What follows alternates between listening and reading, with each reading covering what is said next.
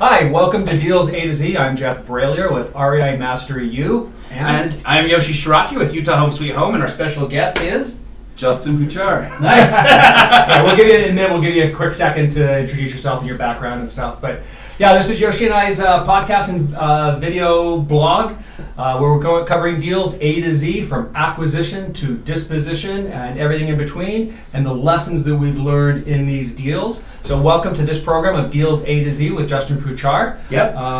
So let's go right into it. And Justin, give us a little bit about your background in real estate investing, and then maybe just a bit about this project. Sure. Got out of college in 03, went into mortgage lending, got licensed, started doing rentals, and I feel like I started doing flips before flipping was a word. So I've done flipping and done some real estate consulting, done some lending. How long have you been in the business? About 17 years now. 17 years, good. Another experienced investor. Yeah. We have some newbies on the show, and we've Yeah. got some very experienced, because we learn different lessons at different phases in our life. Absolutely. So let's be clear that he's an experienced investor, so some of the decisions are probably going to be a little different than the decisions that a newbie will make, but we still got some great lessons to be Yep. learned. I'm still learning though. I don't know. Oh, absolutely. Yeah. Perfect. Okay, Yosh, you want to get us started? Yeah, absolutely. So, Justin, thank you for sharing with us today your experience on this particular transaction. If you don't mind sharing, the biggest mystery on a lot of newbies is how they found, how to find these opportunities. How did you find this opportunity?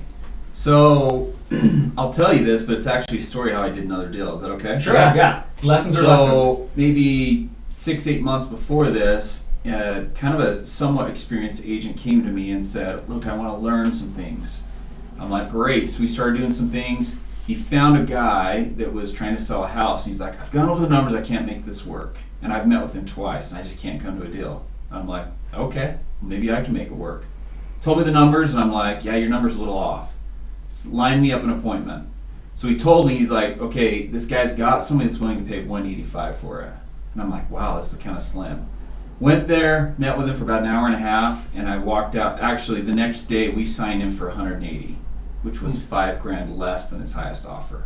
So closed that, was a great deal. 6 months later, this guy referred me to a 40-year veteran in real estate, which brought this deal to me. So the moral of the story, be kind. These people that you think are just a one-off deal referred me somebody else, and that's how this came. Yeah. Right. Yoshi, I can tell you right off the bat, after doing this a number of times now, that has been the key to every investor finding nearly every deal. Yeah. It's about their relationships and their networking almost exclusively. Yeah, absolutely. Yeah. Treat people good, it comes back around. Like if I hadn't have followed through, done exactly what I said I was going to do, this seller would not have referred me to this broker that, for whatever reason, didn't know how to do it and came to me. Nice. Very nice. Wonderful. Well, what about this particular deal that we're talking about today attracted you to this deal?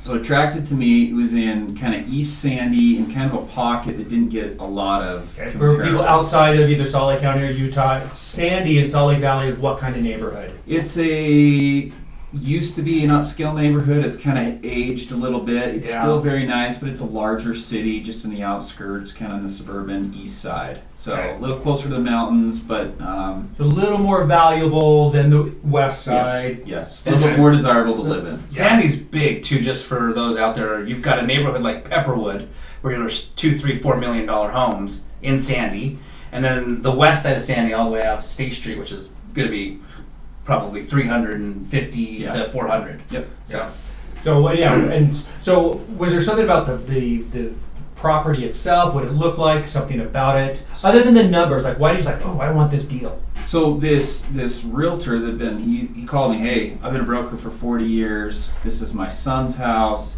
He's kind of quasi lived in it for 10 years, but there's no kitchen. He works out of town a lot. He's literally in town like 3 days a month. He's tried to rehab, just hasn't gone very far in 10 years. Can you make this work? And he told me a little bit about it, and I said, let's look at it. Perfect. When did you know that it would work? When I sold it. That good advice. Just kidding. right? Like you always I sold it. Classic. you make your money when you buy it, right? Yeah, absolutely. It was Absolutely. very competitive. I was a little worried about it going into it, to be quite honest. Mhm. But I thought there would be a little bit of upside because this little pocket kind of has a kind of a major street rolling through it, and it kind of subdivides the neighborhood, right? And so it's north of White City, you know what I'm talking, Sure. but it's not east of 13th, and so it's got this little area right there. And so I was a little worried there was just no comparables that acutely defined the after repair value. Yeah. Being in the business as long as I've been, sometimes you go with a gut shot, right? Like, Yeah. there's not an exact comp there, but I know it's going to be there. Yeah. Yeah. You know you can get into Yeah. appraise for that. Yep. Yeah. And that's a good point. We've heard this over and over and over again, is knowing the neighborhood. You know, a typical appraisal will go about a mile away from the subject property. Right. But that's not reality. Because in most cities and most towns, you could have greatly different kinds of homes a block away with Yep. completely different values. They'll completely throw off your numbers. And so newbie investors will do a much broader, just go to the CMA and pull up some comps that are similar homes and go, oh, look at my ARV, it's going to be great. But then they realize they're in completely different neighborhoods. Yeah. Right. Yeah. So really know your neighborhood and focus on just the neighborhood. Wonderful. Justin, thank you for sharing that. The big question that a lot of new investors always wonder is, how the heck do you get these things paid for? How did you finance this property? So I don't do traditional hard money anymore. Like when I first got in the business, I was paying 3 points and 18%, which is a hefty sum, right? That's a big hard money 3% origination and then 1.5 a month, right? Yeah. So I learned very quickly to learn to find private investors or private opportunities. So for me, I just pay like just a flat 10%. So I'm a little bit more economical, right? Sure. And sometimes that's what it takes to get a deal done, because Yeah. you either have to have cheaper labor, you have to know something that nobody else knows, Lower your which is very financing uncommon, costs. lower financing costs, you got to do the labor yourself, right? Yeah. I'm not into that, so I'd rather just have cheaper Yeah. economy so I can push that to profit. Yeah, and that's so huge because a second ago you were talking about how this person said they couldn't get it to work, and you're like, well, let me see if I can get it to work. And I mean, I don't know if that was the key to getting it to work, but that is a phenomenal tip that these listeners can hear, that they're like, oh, if I could find cheaper money, then maybe it does work. Well, and it wasn't the money, it's he saw a different ARV than I did, going back to the original Sure. property, right? Yeah. And so I saw it through from a different lens. He wanted to finish the basement. I actually did nothing to that property. Mhm. I spent $500 to paint the garage. That's all I did, and I sold it as is, and my profitability was great.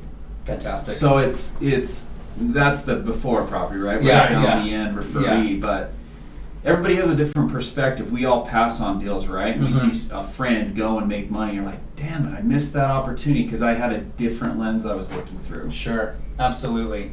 And now, do you use the same lenders over and over again for your deals? For me personally, Yeah. typically, I mean, I just don't have to branch out too much, but yeah, I keep my resources though, for sure. Yeah, so establishing relationships with lenders Yeah. and seeing what kind of deals you can work, especially if you're going to do a lot of flipping and you find a good lender, you might get much better terms. Yeah. Yeah. And you might pigeonhole yourself too. Like if you just use the same guy for 5 years and all of a sudden something happens, you may have destroyed other relationships. So it's good to Sure. expose yourself and keep other bellies warm too. Perfect. Keep on So going. from the time you found it to the time you purchased it, what was the biggest lesson in that window of acquisition? We had to make tough calls, right? Like I'm not there project managing it every month, right? Like, so I have somebody that does that for me, right? Yeah. And she was always like, dude, let's take this wall out. Let's really open it up. And I'm like, no, we have a cost budget we're trying to keep it under. We've already gone over and above that. So we limited cabinetry, like we went base cabinets, like wide. They still look nice, but they weren't the highest functioning things. Sure. We patched the roof, we didn't replace it. You know, there was a huge tree stump, maybe like 3 feet in diameter in the front yard. It was cut off, which was a blessing. We made the call, it was like, I don't know, $800 to get that totally out of there. So we made a couple of calls and just really tried to watch our budget for things that not you and I would do if we were going to live there, but Yeah. what was going to maximize our return. Okay. Awesome. Great. Speaking of maximizing return, what was the most costly renovation of the property? We the guy had some flooring, like stacks of flooring. We used that to finish the property. Gosh, I would say maybe it was, I don't know. It wasn't any one thing. We painted the exterior. We redid the stairs to the deck. What was your total rehab budget? We ended up just about 60 grand. And what size house? Was, I don't know, 2,200 total. Okay. So about right in there as far as numbers. Yeah, split entry. The one thing, obviously had the kitchen removed. We redid the bathrooms. We had to do a new furnace. We had to redo the ceilings in the basement, so we put some can lighting in. Some of the doors were done, some of the sheetrock was done. We just had to kind of finish it all out. How old was the original furnace that you replaced? Probably original. So quite old. So it had to be replaced. Early 70s, yeah. Okay. Awesome. So out of that 60 grand, is there anything that sticks out as being the most expensive item? Nope. No. Okay. Not the roof, not the kitchen. No. Okay. Not the front door. Just Nope. kidding. Awesome. All It was right. all pretty planned. So for us, we budget on a spreadsheet, right? We do expected things, and then as bids come in, we adjust. So I don't need the P&L at the end like the bookkeeper does. Like, I know where we're at. Yeah. And that's why I sent you both, right? The P&L plus what we had to see if we're in line. Right. I don't like to be surprised. I want to know. Right. And if we're making calls, like one thing was a big deal is we laid out the kitchen just enough to work. We didn't do it to try to over improve the property because we knew what our end price was going to be. Why don't you speak a little bit about, because that's a point we haven't heard yet, is budgeting the rehab and sticking to the budget, and what might make you exceed the budget? Like, if there, what kind of the thought process, the decisions, because so many investors, they don't budget Yeah. it to be at the beginning. They just get in and start doing it, and then they're way over what they should have spent. But you are really tight on your numbers. Like, you're like, this is the budget for this. Yeah, we exceeded our budget, but we did it with items we knew there was going to be a solid return on. So we're not just trying to do things to do things. I mean, there's a reason why. There's experience. And basically, my project manager, Lindsay, thought I was crazy because I wasn't. We actually had a dead spot in the kitchen, right? That we didn't put the Lazy Susan or anything because it was going to cost us an extra $500. Like a floor space dead Yeah, spot where I'm you're like, maybe it's put an not island gonna or help something. us. Yeah. I'm like, we squoze, we kept the pantry in the wall, right? We didn't do an extra, $800 cabinet pantry, like things like that. Yeah. You learn over time to make the call on and decide. It's not going to bring you any more in your That's purchase right. price. That's right. Absolutely. What was the biggest surprise? It doesn't sound like you had one on this house, but maybe you did. I would say the surprise is when we were about done and we kind of timed it right, it's hitting right in the spring or late spring, is we did a superior job of marketing it and doing an open house and not having any showings right until the open house. We did kind of the grand open house thing.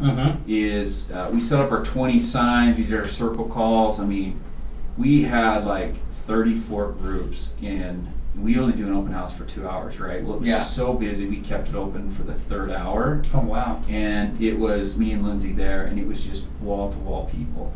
And people coming back. Did you get an offer that day? We got 4 offers in the opening weekend, and we actually, the biggest surprise, you keep asking me, Yoshi. I think you like surprises or something. Well, the surprises that we learned from. Yeah. It sold 21 grand over our list price. So we were debating what to list it for, and I was like, yeah, we could list it at 359, and we just made the call 349, thinking, really the lesson I've learned is I'd rather underprice it than overprice it by even 5 grand. And it totally worked. And so I think the shock for us was literally if we'd not gotten that overage, we would have made like only 20 grand, and to me that's almost like a loss. Yeah. And so, a lot of investors. So because we spent a little bit more, we weren't as on point on our budget, but the point is, like, for me, I'm not going to waste my time for a measly. It sounds so cocky. That's not really my intent, but I value my time and my resources and what I can do, and so it looks good on paper. We made like 42 grand or something, but there's a little bit of luck there. So the sales price, kind of on the rehab, it was about 380. And for that neighborhood and city, Sandy in that neighborhood, would that be more of an entry level into that city house pricing? It is now, and I'd say a year ago when that closed, it was just kind of there in that maybe just above an opener Okay. home. So the comps weren't there when we bought it, and 4 months later, all of a sudden there's like 4 and 5 houses in there. All of a sudden active. We were in a hot market. Yeah, it was just popping. Appreciating values. And there was one I was watching because it was three streets up, and it went on the market at 300, and I was like dying. I was calling the agent. I'm like, "What are you doing? You did? You're like hurting me." That's awesome. But you know, something happened and it didn't sell, and so it didn't hurt us because some other properties came on, but it was great. Okay. So kind of an entry level house for that neighborhood. Yeah. It's definitely not for the greater area, because you go west side, get much more economical homes. Because I noticed in the pictures, in one of the bathrooms you had really nice tile, Yeah. and another bathroom you just put in a tub insert. Yep. What was the decision making process of It's cost. It's Cost. baby. okay? Yeah. So you saved the money using the tub insert, knowing that at that price range, the tub insert would be acceptable to buyers for that price level house at that area. Yeah, and I think we had a shower, fiberglass shower Yeah. at the bottom too. I mean, it looks good, but it's not like tile, right? Right. But like a shower tile is like $2,000, right? My cost for that maybe maybe like $800 or For something. an insert. It's significantly different. Now, if I'm doing a $500,000 house, I'm not going to do the insert, Right. right? So you kind of have to know the market. And that's why we're comparing that 380 ARV, which is kind of entry level. It was acceptable to use a tub surround in this Yep. project and save the cost and increase profit. I will say this: the one thing that I underestimated was over the entire garage was an outdoor deck, but it was covered. I did a project with that. And people loved, and they paid a premium for that feature. So we put a huge, a 4-foot fan over it, and it was, Almost made it living space. yes, and it was phenomenal. Now, I could have said, okay, I'm going to enclose this and make this livable space, but I didn't think I could have sold that thing for $430 or $450 Sure. and really gotten the maximization of that value, but it would have been cool. But you don't want it to be a hodgepodgey type Yeah, floor yeah. plan either. Yeah. So maybe side note on doing additions, that hodgepodge kind of feeling. I always Yes. kind of see that when people want to add a room or convert a Yeah. deck into a new room or an additional living space. And if it's done poorly, it looks like somebody just stuck it on and it looks hodgepodge and doesn't look good. Well, it's like Yeah. your transitions, right? Like, Yeah, I'm a tran- fiend for transition. You don't want tile to hardwood even to be a 1/4 inch, a half Oh. inch bump. That is atrocious to me. And I think that matters when people walk through.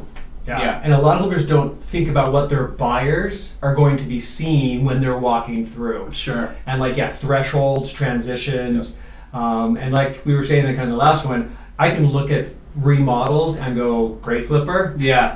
terrible Yeah. flipper. Yep. Just on those little details that don't cost anything, Yeah. but it makes the appearance to the final buyer so much better. Absolutely. Now there's things I'll give on, like base and case has gone up, especially with the labor to do it. Mhm. And so I'm not going to rip out the entire house to match, right? Right. But I will match. Maybe it's going to not In a- match in the hall or something like that. And so In the bigger open areas, you'll match it. Yep.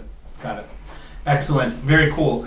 It sounds like this deck may be the answer to this question, but did you do anything special to this house and why? It was a nice hardwood floor because he had 400 or 500 square feet of just planks sitting there, and so Hardwood. we maximized that. Used it in the kitchen, in the hallway, and then I think one bedroom had it, and carpet in the other If areas. he didn't have the hardwood, No, you wouldn't have done it. No. Mm-mm. What would you put down?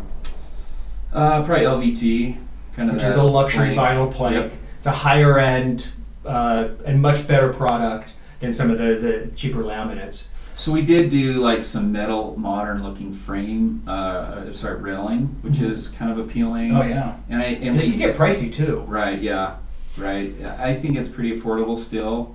And then there was a fireplace. We used the same insert. We just put some planking over it, which kind of classed it up, and Classed it we accent painted that. And everything else was one Yeah, tone. accent paint. Super cheap, super easy, but it makes something pop. Yeah, maybe 200 square feet of accent paint. The rest of it's all one tone. And people laugh and why are you over one toning? And I'm like, dude, It's cost savings. Yeah. It looks modern, and people just don't care. Yeah, exactly. Totally agree. Okay. What was the biggest lesson that you can take away from just the renovation aspect of this property? I think you have to make big calls, and you have to be prepared to tell your contractors no, your project managers no, and draw your line and say, no, sorry, this is what we're doing. Yeah, So you have to have the vision before you can portray it onto your people. right. Otherwise, they'll go crazy. Yes. Control your contractors. Yeah, it's not their money. Well, you have to manage them, right? Yeah. Don't make the newbie mistake of thinking your contractors are going to make the best decisions Yeah. for you, It because is so true. they won't. Yep. You control your contract. We could do like 10 shows or something working with contractors. Well, I can't tell you how many times I've walked the job and I'm like, the contractor's doing something totally half-assed, and I'm like, that's terrible. Rip that out. I want you to tuck it under the frame. And, oh, that didn't make sense to me. I'm like, yeah. I'm not saying I can do it, but I can tell you how to do it and what I want the end to look like. Right. Like when I shut the door, I don't want to see the carpet on the inside. Yeah. Right? You know, like Those if it's little a things. transition. That's so true. Control your contractors. I've seen that. I've seen Yeah, it's that. Mickey Mouse. Like Yeah. every time you go to a restaurant, you look at, you're like going to the bathroom, you look at the tile work, and you're like, how is that even possible? right. Yeah. And you see that in houses you walk, you're like, You Yeah. see that in it's the bad atrocious. remodels all the time. Yeah. It's the homeowner's own remodels. And you go Yeah. to those homes, you're like, holy heck, they did it over years. Everything's different. And And my take is, if a buyer's walking through, or your buyer's agent you're walking through, and you see some things, and you're like, that's passable, right? Yeah. They'll start to add up mentally, and you're like, what else are they hiding? Yeah, What else yeah, yeah. did they cut corners on? Right. Absolutely. exactly. Very cool. Okay, so now this project's all done. You're getting ready to put it on the market. Can you tell us a little bit about what the market was like at that time? It was very strong, right? But we plan on that, right? Yeah. We want to release it if we can in the best possible month. Like I've got a project going on right now, and the contractor's way behind, and I'm not stressed because I'd like to time it now to just hit April. Got it. Like me to push him to have it done in January really probably isn't going to serve me. Is it going to cost me a whole lot? I don't think so. I think I'm going to make that up, and it's not going to be a big deal. So, what was your question again? Were there any surprises in this project? Oh, yeah, you love surprises.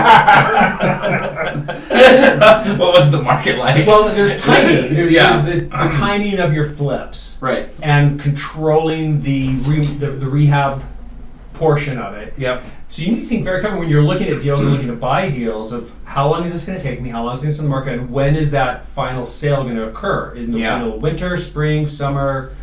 So I remember this distinctly. There was some bad weather, and we like to list on a certain day. We like that What, means. like a certain day? What do you mean by you like to list on a certain day? I like to list on a Wednesday. Okay. Okay, so that means my photography's got to be done on a Monday, right? Right. So if the photography has a hiccup and they don't get it till Tuesday, and they don't get me back my pictures, and I can't list till Thursday, do I make the call? Am I true to my process or my playbook, or do I hold it off for the next week? We were off by a day. We held it off to the next week. Seriously.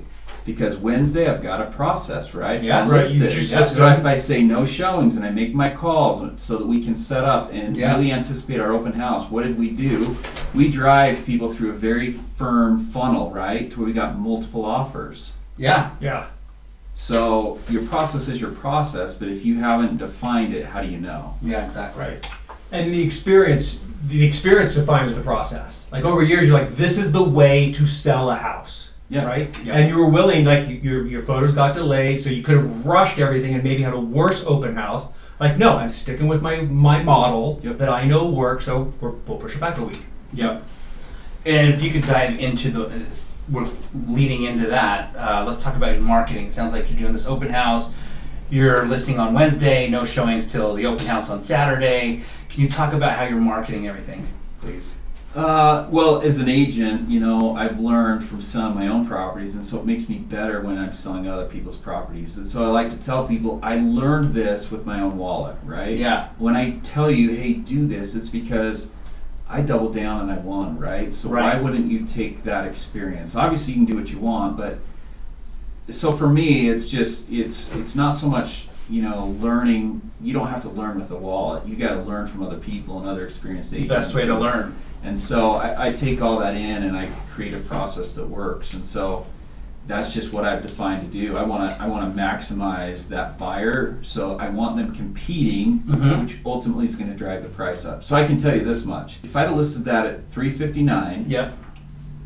actually, no, I did list it at $359. If I'd have listed it at $369, Yeah. I know that I wouldn't have gotten $380, but because I listed 10 grand lower, Right.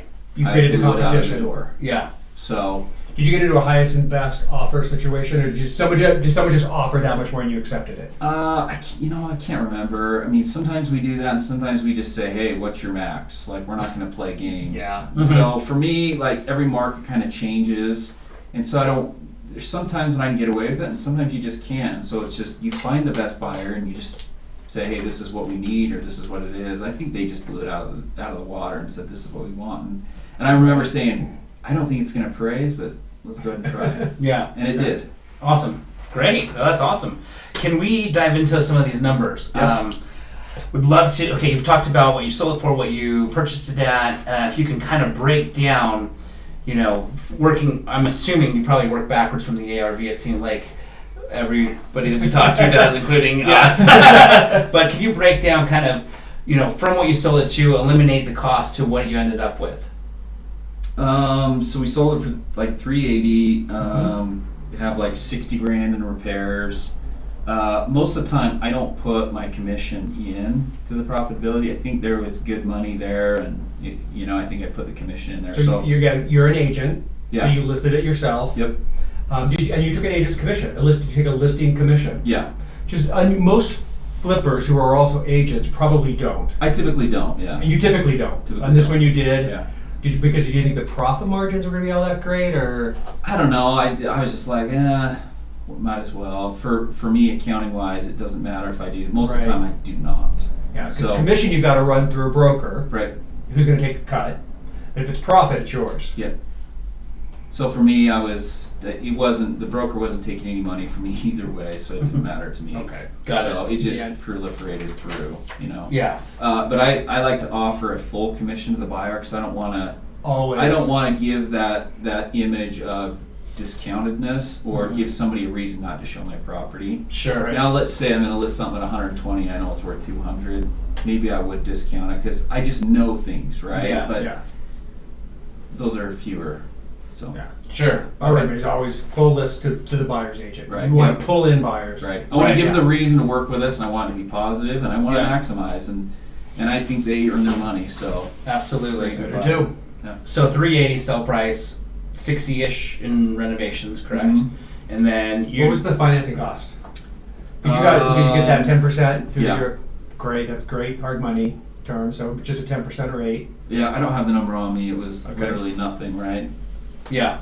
And then Nothing compared to what you could pay, right? What could Yeah. pay in a hard Yeah. money loan? yeah, absolutely. And then what were you left with? I think 42K. Oh, that's right. You mentioned Yeah. that. Perfect. Wonderful. So yeah, that's fantastic. That's awesome. Yeah. What would you say that if in the sale process, was there a specific lesson that you learned in this particular project? You make hard calls and you go with it. We didn't redo the backyard. We did a little bit of sod, and we just watered it with a timing sprinkler on the front. And so I think we would have rather done that a little sooner, but we were only like a week and a half before we listed it. And so It was sold in the spring. yeah, I think You had natural rains usually in the spring. I think I actually pulled Greens out up a couple grass and little spray paint, did some of the yellow lawn. Looked great. Green spray paint. Yeah. There's a trick. Here's Yeah. a trick. Yeah, I that was a learned guess that spot. from my neighbor, dude. He does it. He has a dog, and he's like, I'll just go out there and spray paint it. I'm like, wow, that's phenomenal. That's great. I'm not going to do the whole yard, but there Yeah. were a few spots. Right. And you're not gonna do it every Visually week. makes a big difference. Yeah. And they're not going to know it a few weeks later. Yeah. Yeah. It was going to green up, right? Sure. Do it for the open house and Yeah. It's phenomenal. So I think I had green paint on my finger. Finger. You're That's here the first. best. Yeah. That's fantastic. That's Yeah. The fantastic. 2 notes I wrote down just to confirm that stick with your processes at work. Like if you know something Yeah. works, stick with. Don't try. The same thing with like numbers. Try to force numbers. Like, Yeah. if the numbers don't work, they don't work. Move on. Exactly. Don't force the numbers. Don't manipulate your processes. Stick with what works. But you have to evolve too. Like, Yeah, if and you flipped learn. the house 10 years ago and you're just getting into it and you have this rigid rule back then, it's not the same thing. The market's changed. And so I was Buyers thinking, have changed. yeah, you got to reinvent Products. yourself a couple times a year Mhm. to stay relevant. Absolutely. Talk to us about staging. Did you stage this house? Do you We did usually? not. Okay. Why You know is- what's funny is sometimes I'll post some stuff on social media and some super smart dude, this house needs some staging. The reality is if I need staging, I'm going to put it in. I'm not afraid to do it. But if I know I'm going to have multiple buyers, I'm not going to drop an extra $2,000. Yeah. So I know it looks better, but it's not into looks. I'm into net profit. Yeah. Yeah. If it's necessary, you'll do it. If it's not, If I've got a weird space, sometimes it's better not to have furniture in it, right? oh yeah. And sometimes it is better. Yeah. And you need to have the experience to make that call. But I Absolutely. knew I didn't. And need again, it. for the area, a little bit more of an entry-level home anyway. Yeah, yeah. Well, there's times where I've staged a house and then I show up and the stager's got a shower curtain closed in a tiny bathroom. I'm like, no, I'm taking this shower curtain off just to make it seem a little bigger and Yeah. tuck that in the closet. Yeah, I don't. I never put in blinds. I rarely put in a fridge. I'm gonna put my money in the house, typically Right. not in the yard. Yeah, So the backyard was crap in this house. yeah, That's fine. yeah, Yeah. yeah. Excellent. Valuable tip that you could share with everybody, not necessarily in regards to this house, but listeners that are looking to get into flipping.